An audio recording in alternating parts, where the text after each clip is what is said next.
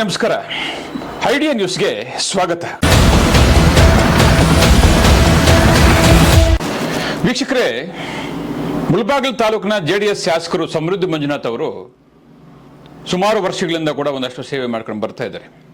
ಚುನಾವಣೆ ಬರಕ್ಕೆ ಮೊದಲು ಒಂದು 4-5 ವರ್ಷ ಕೂಡ ಒಂದಷ್ಟು ತಾಲೂಕಿನಲ್ಲಿ ಸೇವೆಗಳು ಮಾಡ್ಕೊಂಡು ಬಂದರು. ಅದಾದ ನಂತರ ಗೆದ್ದ ನಂತರ ಇವತ್ತು 3 ವರ್ಷ ಆಯಿತು, ಒಂದಷ್ಟು ಅವರದೇ ಆದಂಥ ಒಂದು ತಾಟಲ್ಲಿ ಕೆಲಸ ಕಾರ್ಯಗಳು ಮಾಡ್ಕೊಂಡು ಬರ್ತಾ ಇದ್ದಾರೆ. ಆದರೆ 2 ತಿಂಗಳ ಹಿಂದ್ಗಡೆ ಮುಳಬಾಗಿಲು ತಾಲೂಕ್ ಪಂಚಾಯತಿ ಕಚೇರಿಯಲ್ಲಿ ಒಂದು ಮಾತನ್ನ ಅಂದ್ರು. ಏನ ಮಾತು ನೀವೇ ಕೇಳಿಸ್ಕೊಳ್ಳಿ. ಏನಾದ್ರು 28ಕ್ಕೆ ಏನಾದ್ರು ರಿಸರ್ವೇಶನ್ 99% ಆಗೋ ಚಾನ್ಸಸ್ ಇದೆ. ಅಮೆಂಡ್ಮೆಂಟ್ ಪಾಸ್ ಆಗಿದೆ 15ರಲ್ಲಿ.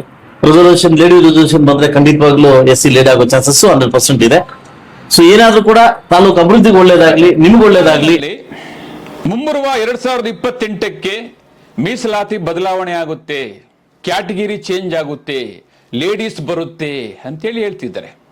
ಎಸ್, ಇಡೀ ತಾಲೂಕಿಗೆ ಕೂಡ ನೋಡಿದೆ, ಸುಮಾರು ಮಾಧ್ಯಮಗಳಲ್ಲಿ ಕೂಡ ಬಂದಿದೆ.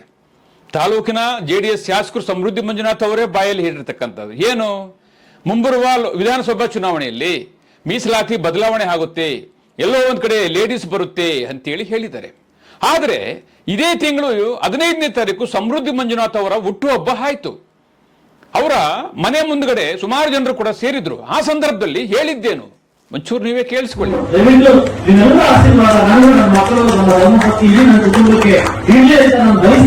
ಇವತ್ತೇನು ಚಿಕ್ಕ ಕಾರ್ಯಕ್ರಮದಿಂದ ನಾವು ಸ್ಟಾರ್ಟ್ ಮಾಡ್ತಾ ಇದೀವಿ. ಮುಂದಿನ ದಿವಸ ಈ ದೊಡ್ಡ ಕಾರ್ಯಕ್ರಮಕ್ಕೆ ಪ್ರೇರಣೆ ಕೊಡಿ. ದಯವಿಟ್ಟು ನಿಮ್ಮೆಲ್ಲ ಆಶೀರ್ವಾದ ನಾನು, ನನ್ನ ಮಕ್ಕಳು, ನಮ್ಮ ಧರ್ಮಪತ್ನಿ, ಇಡೀ ನನ್ನ ಕುಟುಂಬಕ್ಕೆ ಇರಲಿ ಅಂತ ನಾನು ಬಯಸ್ತಾ, ಇವತ್ತೇನು ಚಿಕ್ಕ ಕಾರ್ಯಕ್ರಮದಿಂದ ನಾವು ಸ್ಟಾರ್ಟ್ ಮಾಡ್ತಾ ಇದೀವಿ. ಮುಂದಿನ ದಿವಸ ಈ ದೊಡ್ಡ ಕಾರ್ಯಕ್ರಮಕ್ಕೆ ಪ್ರೇರಣೆ ಕೊಡಿ. ಏನ್ ಹೇಳಿದ್ರು? ನನ್ನ ಧರ್ಮಪತ್ನಿ, ನನ್ನ ಮಕ್ಕಳು ಇವತ್ತು ವೇದಿಕೆ ಮೇಲೆ ಬಂದಿದ್ದಾರೆ, ನಮಗೆ ನಿಮ್ಮಗಳ ಆಶೀರ್ವಾದ ಇರಲಿ. ನೋಡಿ, ಮುಳಬಾಗಿಲು JDS ಶಾಸಕರು ಸಮೃದ್ಧಿ ಮಂಜುನಾಥ್ ಅವರು ಮುಳಬಾಗಿಲಿಗೆ ಬಂದು ಸುಮಾರು ವರ್ಷಗಳಾಯಿತು. ಯಾವುದೇ ಹುಟ್ಟುಹಬ್ಬ ದಿವಸ ಅವರ ಕುಟುಂಬವನ್ನು ಕರ್ಕೊಂಡ್ ಬರಲಿಲ್ಲ.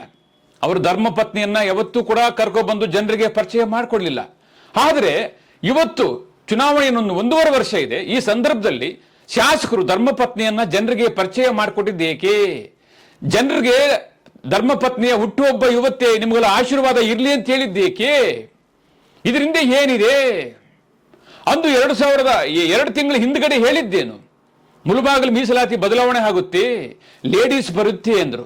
ಆದರೆ ಇವತ್ತು ಅದೇ ಲೇಡೀಸನ್ನ, ಅದೇ ಧರ್ಮಪತ್ನಿಯನ್ನ ಜನರಿಗೆ ತೋರಿಸಿದ್ದು ಏಕೆ? ಏನ್ ಇರ್ಬೋದು, ಮುಂದೆ ಏನ್ ಆಗ್ಬೋದು, ಮುಂದೆ ಬದಲಾವಣೆ ಏನಾದ್ರು ಮೀಸಲಾತಿ ಬದಲಾವಣೆ ಏನಾದ್ರು ಆಗ್ಬೋದಾ? ಲೇಡೀಸ್ ಏನಾದ್ರು ಬರ್ಬೋದಾ? ಹುಟ್ಟುಹಬ್ಬಕ್ಕೆ ಅವ್ರ ಕುಟುಂಬ ಬರ್ಬೋದು, ಅವ್ರ ಮಕ್ಕಳು ಬರ್ಬೋದು, ಅವ್ರ ಹೆಂಡತಿನೂ ಬರ್ಬೋದು, ಅವರೆಲ್ಲ ಚೆನ್ನಾಗಿರ್ಲಿ, ಅವ್ರ ಹುಟ್ಟುಹಬ್ಬ ದಿವಸ ಎಲ್ಲರೂ ಕೂಡ ಬರಲಿ, ನಮ್ಗೇನು ಅಭ್ಯಂತರ ಏನಿಲ್ಲ. ಆದ್ರೆ ಅಂದು ಹೇಳಿದ್ದೇನು, ಹಿಂದೆ ಆಗಿದ್ದೇನು, ಇದು ಜನರು ಇವತ್ತು ತಾಲೂಕಿನಲ್ಲಿ ಇದ್ರ ಬಗ್ಗೆ ಒಂದಷ್ಟು ಸದ್ದು ಮಾಡ್ತಾ ಇದ್ದಾರೆ. ಸ್ಥಳೀಯ ಶಾಸಕರು ಅಂದು ತಾಲೂಕು ಪಂಚಾಯತಿ ಕಚೇರಿ ಹೇಳಿದ್ ನಿಜ. ಆದ್ರೆ ಇವತ್ತು ಅವ್ರ ಹುಟ್ಟುಹಬ್ಬ ದಿವಸ ಅವರ ಧರ್ಮಪತ್ನಿಯನ್ನ ಕರ್ಕೊಂಡು ಬಂದು ಜನರಿಗೆ ಪರಿಚಯ ಮಾಡಿದ್ದು ಸತ್ಯ. ಆದ್ರೆ ಮುಂದೆ ಏನಾಗುತ್ತೆ, ಏನ್ ಆಗ್ಬೋದು ಅನ್ನೋದು ಇವತ್ತು ಇಡೀ ತಾಲೂಕಿನಲ್ಲಿ ಜನರಲ್ಲಿ ಇದೊಂದು ಸದ್ದಾಗ್ತಾ ಇದೆ. ತಾಲೂಕಿನ ಶಾಸಕರು 1 ವಾರ ಹಿಂದ್ಗಡೆ ಮಾಲೂರು ತಾಲೂಕಿನ ನಂಜೇಗೌಡರ ಮೇಲೆ ಸವಾಲಾಗ್ತಾರೆ. ನಾನು ಏನಾದ್ರೂ ಸೋತ್ರೆ ನಿಮ್ಮ ಜಲ್ಲಿ ಕ್ರಷರಲ್ಲಿ ಕೆಲಸ ಮಾಡ್ತೀನಿ ಅಂತ ಹೇಳ್ತಾರೆ.